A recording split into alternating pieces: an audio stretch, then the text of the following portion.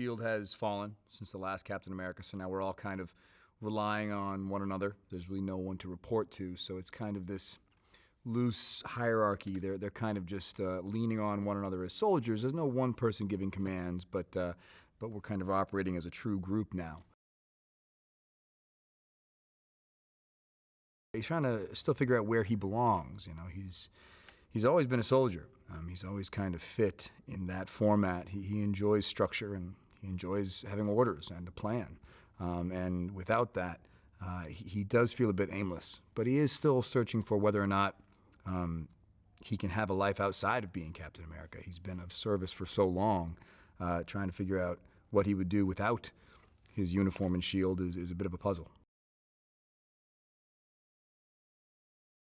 With Joss, I mean, he's not just our director, he's our writer. So that level of involvement that he has with these characters and this material is incredibly beneficial. You know, if you're struggling with a scene or with a line, he's not only phenomenal at coming up with things on the spot, very witty. He has wonderful banter and repartee, so he can always make adjustments.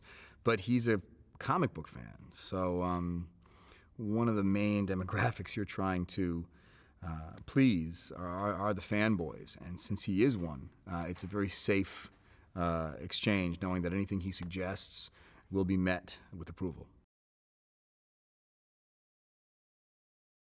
I thought it was great. I mean, they're a unit now, so it's not growing pains anymore. It's now just kind of internal conflict, trying to operate as a team as opposed to how to form one.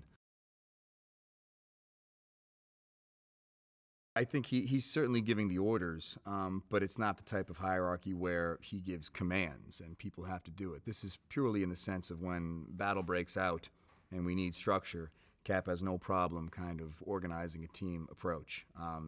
In terms of how they behave when we're not fighting a foe, there still is, you know, a loose chain of command. No one is technically in charge.